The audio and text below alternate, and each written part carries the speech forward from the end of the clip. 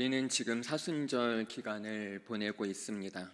매번 사순절을 보낼 때마다 예수님의 십자가 순환의 과정을 언급할 때마다 항상 등장하는 인물이 있습니다.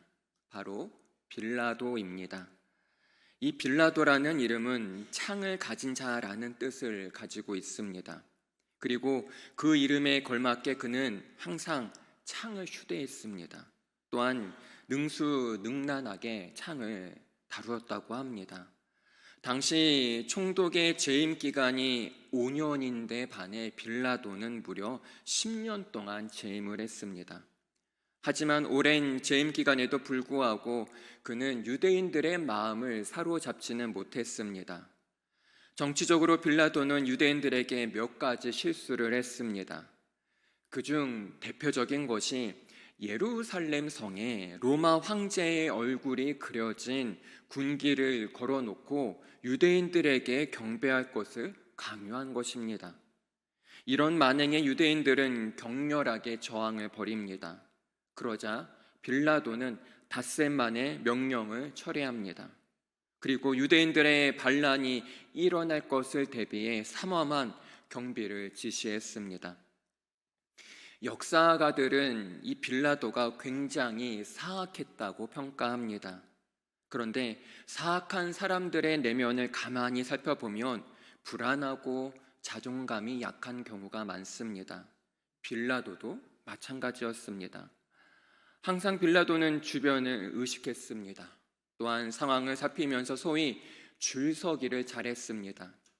그래서 오랫동안 10년이라는 시간 동안 총독의 자리를 유지할 수 있었습니다. 그런데 전해오는 이야기에 따르면 훗날 빌라도는 스스로 목숨을 끊었다고 합니다. 이것을 보면서 우리가 어디로 줄서기를 해야 하는지 깨닫게 됩니다. 세상에서 중요시 여기는 것이 무엇이 있습니까? 대표적으로 인맥과 돈이 아닐까요? 인맥이 좋아야 길이 열리고 좋은 자리에 앉을 수 있다고 말합니다.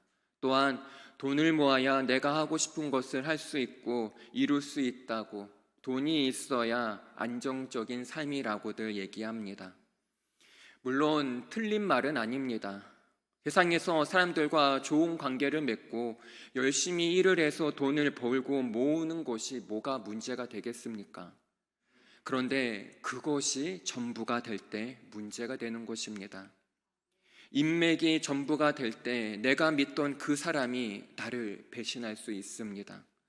또한 돈이 전부라고 생각해서 땀 흘려 모았는데 그 돈 때문에 도망자 신세가 될 수 있습니다. 빌라도는 인맥과 돈에 관해서 세상적으로 아주 잘했습니다. 잘 관리했습니다. 하지만 그것이 혈안이 되어서 늘 사람들의 눈치를 살피며 살아야 했습니다. 돈 되는 일에 관해서는 주저함 없이 밀어붙였습니다. 그러나 그의 삶의 결말은 어떻게 되었습니까? 모든 것이 허무해져서 극단적인 선택을 하게 되었습니다. 그러기에 우리가 줄서기 해야 할 곳은 바로 예수 그리스도입니다. 빌립보서 3장 17절 말씀을 함께 읽겠습니다. 형제들아, 너희는 함께 나를 본받으라. 그리고 너희가 우리를 본받은 것처럼 그와 같이 행하는 자들을 눈여겨보라. 아멘. 사도 바울이 누구를 본받으라고 합니까? 나를 본받으라고 합니다. 이 말만 보면 이렇게 오해할 수도 있습니다. 이 사도 바울 선생의 신앙을 본받으라는 거구나, 이 바울의 어떠한 열심을 본받으라는 거구나 라고 생각할 수 있습니다. 그런데 그런 의미가 아닙니다. 여러분, 학창시절에 운동장에서 전 학년이 다 모여서 줄 서 본 적이 있으실 겁니다. 선생님이 그 한 명을 지목해서 이렇게 말합니다. 기준. 그러면 그 지목당한 학생이 어떻게 합니까? 크게 기준 외치면서 한 손을 번쩍 듭니다. 그 기준을 중심으로 모든 아이들이 줄을 서게 됩니다. 자, 그런데 그 기준이 되는 학생이 움직이면 어떻게 될까요? 다 같이 따라 움직이게 됩니다. 왜냐하면 그 학생이 기준이니까. 즉 바울이 나를 본받으라는 것은 나의 신앙, 나의 열심을 본받으라 그런 말이 아니라 우리 삶의 기준이 되시는 예수님 뒤에 내가 바짝 서 있으니까 너희도 내 뒤에 서라, 그런 의미입니다. 즉 쉽게 얘기해서 세상이 아닌 예수님에게 줄 서기를 하라는 것입니다. 그렇다면 왜 우리가 예수님에게 줄 서기를 해야 할까요? 고린도후서 3장 5절 말씀을 함께 읽겠습니다. 우리가 무슨 일이든지 우리에게서 난 것 같이 스스로 만족할 것이 아니니 우리의 만족은 오직 하나님으로부터 나느니라. 아멘. 그렇습니다. 우리의 만족은 어디로부터 나옵니까? 하나님으로부터 나오기 때문입니다. 세상에서 성공하고 돈을 벌고 좋은 직장에 다니고 그로부터 나오는 행복, 만족은 평생 가지 못합니다. 왜냐하면 성공했다고 돈 벌었다고 가만히 있으면 어떻게 될까요? 돈이 저절로 들어옵니까? 계속 뭔가를 해야 합니다. 땀을 흘려야 합니다. 고생을 해야 합니다. 세상에서의 행복은 즉 대가를 지불해야 합니다. 그런데 대가를 지불하지만 평생 가는 행복은 없습니다. 우리는 육적인 존재가 아니라 영적인 존재입니다. 그러기에 우리의 진정한 행복과 만족은 오직 하나님으로부터 나옵니다. 그러기에 세상이 아닌 예수님에게 줄 서기 하는 우리 모두가 되길 간절히 소망합니다. 이제 오늘 본문을 나누겠습니다. 6월절이 다가오자 이스라엘 사람들이 각처에서 예루살렘으로 모여들기 시작합니다. 로마 정부에서도 그들의 움직임에 초미의 관심을 두고 있습니다. 밀란이 일어날 수도 있는 민감한 시기였기 때문입니다. 그때 예수님에 대한 제보가 들어옵니다. 빌라도는 이 사건이 정치적으로 자신에게 유익이 되는지 손해가 되는지를 먼저 계산하고 따져봅니다. 그런데 마태복음에 보면 빌라도의 아내가 조언을 합니다. 마태복음 27장 19절 말씀을 함께 읽겠습니다. 총독이 재판석에 앉았을 때에 그의 아내가 사람을 보내어 이르되 저 오른 사람에게 아무 상관도 하지 마옵소서. 오늘 꿈에 내가 그 사람으로 인하여 애를 많이 태웠나이다 하더라. 빌라도의 아내가 이렇게 말합니다. 꿈에서 예수라는 사람 때문에 애를 많이 태우니 아무래도 그를 건드리지 않는 것이 좋겠다라는 겁니다. 그러나 빌라도는 자신의 의도대로 이 재판을 불법으로 몰고 갑니다. 그런데 빌라도가 막상 예수님을 신문해 보니 예수님으로부터 전혀 문제점을 발견하지 못합니다. 하지만 결국 빌라도는 어떠한 선택을 합니까? 모두가 알다시피 예수님에게 사형을 언도합니다. 그것도 로마 황제를 대신해 중형을 선고할 수 있는 총독의 고유한 권한을 이용해서 말입니다. 그가 사형이라는 극단적인 선택을 한 것은 순전히 정치적인 이유 때문입니다. 물론 예수님이 풀려날 수 있는 기회는 있었습니다. 6월절 명절이 되면 우리나라로 치면 광복절 특사처럼 죄수를 풀어주는 관례가 있습니다. 그런데 대다수의 민중들이 바라바를 놓아줄 것을 요구합니다. 성경에서는 바라바를 강도로 묘사합니다. 그런데 실질적으로 그는 로마 정권에 대항하는 열심 당원 중 한 사람이었습니다.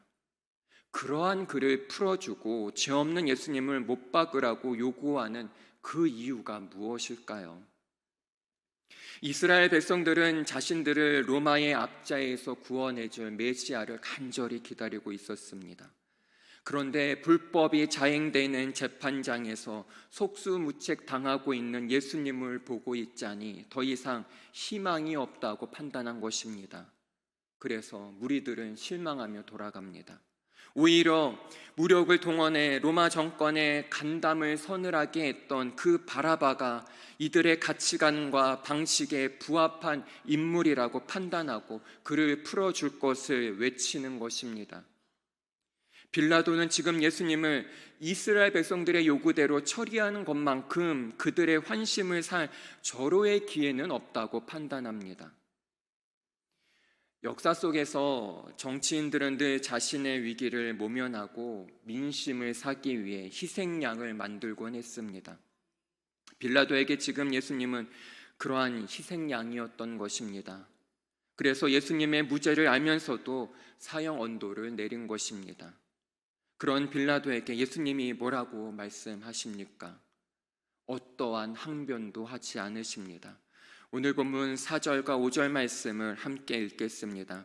빌라도가 또 물어 이르되 아무 대답도 없느냐? 그들이 얼마나 많은 것으로 너를 고발하는가 보라 하되 예수께서 다시 아무 말씀으로도 대답하지 아니하시니 빌라도가 놀랍게 여기더라. 예수님은 이 재판이 진행되어야 인류 구원을 위한 하나님의 계획이 완성된다는 것을 잘 아셨습니다. 그래서 1절 입을 열지 않으십니다. 할 말이 없어서 입을 열지 않으신 게 아니라 바로 하나님 아버지 뜻을 이루기 위해서입니다. 그렇다면 우리는 억울한 일을 당했을 때 어떻게 대처합니까? 대부분 무엇보다 나의 억울함을 푸는 것이 최우선 순위일 것입니다. 그래서 주위 사람들에게 하소연합니다. 나 억울하다고, 내 편을 들어달라고. 그러면서 주위 사람들을 자기 편으로 만들려고 합니다. 그런데 예수님은 어떠십니까? 예수님은 오직 하나님의 말씀이 이루어지는 데에만 초점을 맞추셨습니다. 예수님이야말로 정말 억울하지 않으실까요? 솔직히 예수님 얼마나 할 말씀이 많으실까요? 예수님이 한 번만 입을 여시면 무죄라는 사실이 온 천하에 다 드러나게 됩니다. 그런데도 예수님은 끝까지 잠잠히 계십니다. 마찬가지입니다.